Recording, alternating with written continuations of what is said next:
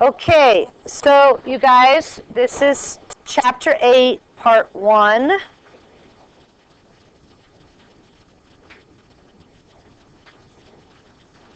So, thinking about like a human life cycle, the whole life cycle of a human, starting with that fertilized egg, right, all the way growth, development, even getting to the age of reproduction, and then the final years of a life until the organism dies. That's called a life cycle.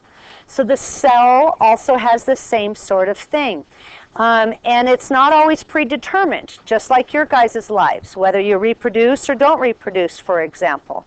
So anyway, this is the photo right here. This is the protista. So it's single-celled eukaryote. They also mention amoebas and yeast. Yeast is a single-celled fungus in reality. But anyway, what's cool is how they divide, how they do mitosis is extremely similar in all eukaryotes. So then you could argue that that's more evidence of common ancestry also, okay? So again, it's called the cell cycle. Multicellular organisms usually develop from a single fertilized egg cell. So then when the cells are dividing, this is for multicellular things, you're talking about repair, growth, things get worn out and replaced. So this mitosis is just, replacing cells or making new cells that this individual needs. This is very different than unicellular organisms. This is a common mess up on the test, you guys. You got to think about this.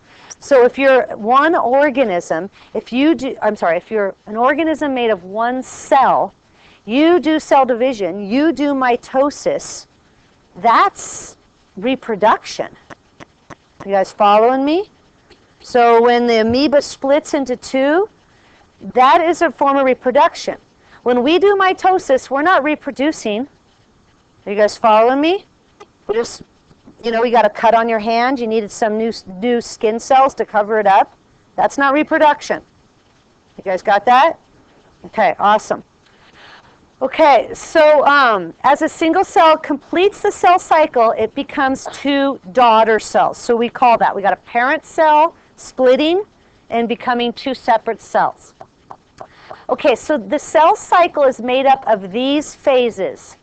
You're going to have to remember two different types of phases. The cell cycle phases are these right here. Gap 1, synthesis. Synthesis of what?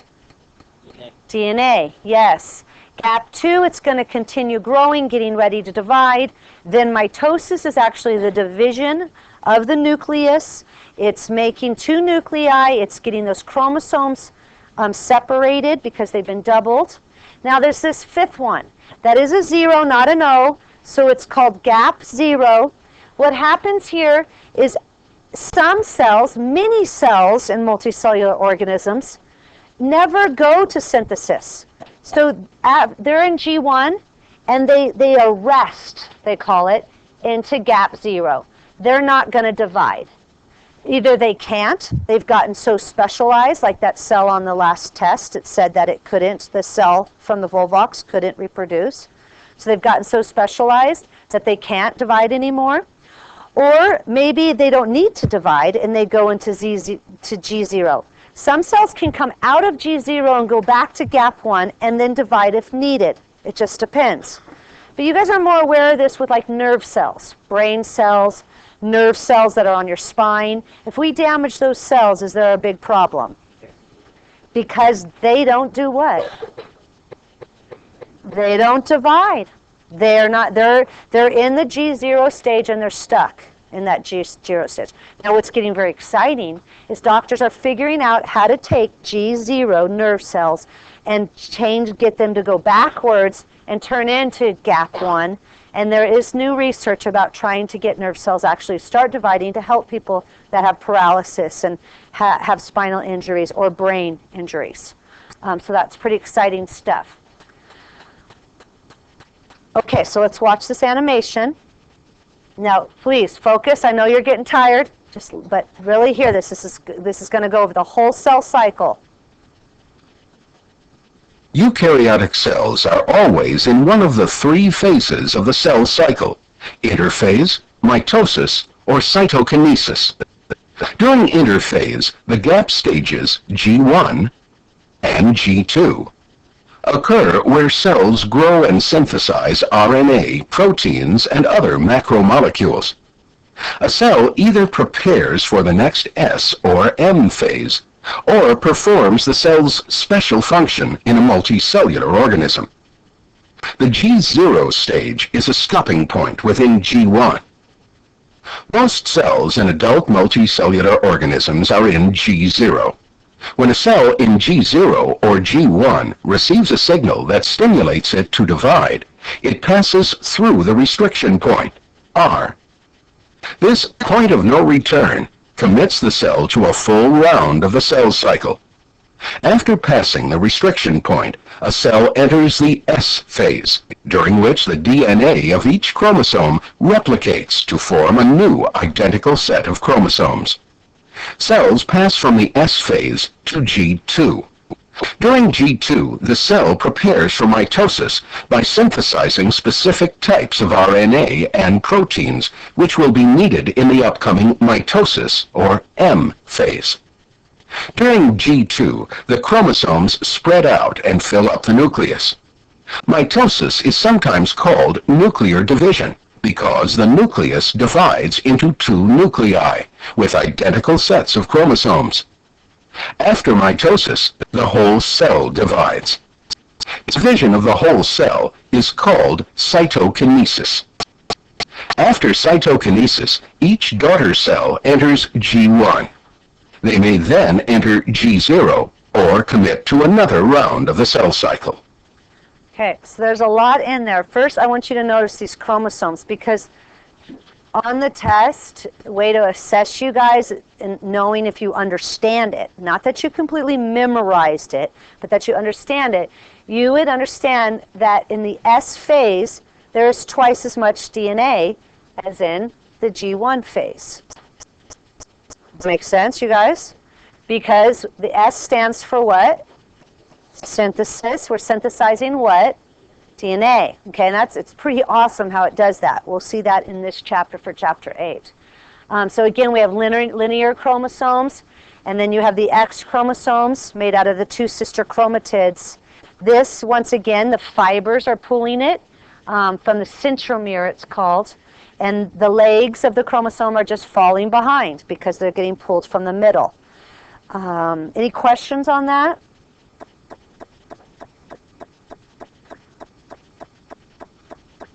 Okay, so I thought this was pretty cool, and I didn't realize this, but when you guys were telling me what you wanted to learn on this, there were a lot of students were saying they'd like to understand how it's regulated and these restriction things. And this is something I kind of avoid a little bit of because it's complicated, and to be honest with you, I didn't know if you guys cared about it. So that was good for me to hear that.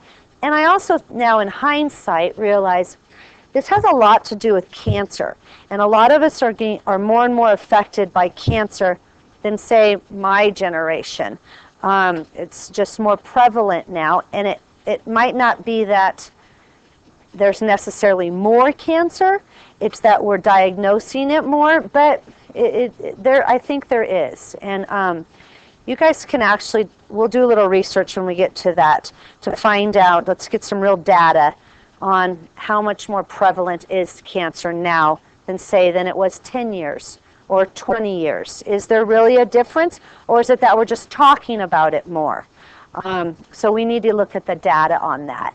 But anyway, what is cool is the cells try and restrict if there's been a problem, if the DNA didn't get copied all correctly, for example. If the cell shouldn't divide, then the cell needs to die and stop, because if it has a problem, a genetic mutation in it, we want it to stop because it's just causing tumors and different problems. So it is highly regulated. And how the cells talk to each other and how they know to continue is all chemistry, you guys. It's all chemical, which is pretty amazing. and interesting. And they're really, really figuring out a lot now that they didn't understand. That is, I know for sure, a fact. That the research is really learning a lot about how this is controlled, because uncontrolled cell growth, uncontrolled cell division is cancer. So we'll get to more on that. Any questions though right now? Okay, I think we did all that. Again, do you see the R on here? That is a restriction site. This cell will not divide, even if it's told to divide. If there's a chemical messenger that says that we need more cells, and then what happens is the chemistry in the cell is kind of evaluated. Check the DNA. Is this a cell that can divide? But there's also more regulation areas, restriction sites in other places. For example, say the DNA, it goes past that first R, the DNA all gets copied, but it gets copied in a bad way. Then this cell can also get a signal that says, never mind, I'm not dividing. I can't divide, I'm a bad cell. Okay? I know, it's sad. Okay, so again, during the S phase, let's memorize it right now, you guys. S phase means that you're going to copy your what? DNA. You're going to synthesize DNA. The G2, the G, it's abbreviation for gap, but it's also about growth, right? G, you can memorize it that way. The cells are growing, they're doing their job. In G1, for sure, they're just working. In G2, they have twice the DNA. They're not really doing their job anymore, but they're growing, they're making more organelles, they're getting ready to divide. Okay, so that's G2. I also want to make sure you guys understand interphase. Most of the cell was spent in interphase. G1, S, and G2 are considered interphase. The cell looks the same to us in interphase. We can't see what's going on inside the cell during interphase. It has a beautiful nucleus. It's like the cells that you mostly saw on the cell theory lab. Okay, so then words here. Mitosis is basically making the two nuclei. So it's division of the nucleus. And it's a series of events, that's what the video just showed you, of getting, so that the two new daughter cells will have all the right chromosomes in them. They'll have their own set. Now, my cytokinesis, what's cyto mean again? Cell. So this has to do when the cell actually does what? Divides. So let's memorize that right now. Mitosis is the division of what? Nucleus. Cytokinesis is the division of the... So if it's the membrane's going to get pinched in half. If it's a plant, it's going to grow a new wall and separate it for cytokinesis. And then we're back to G1. Okay, so let's stop there.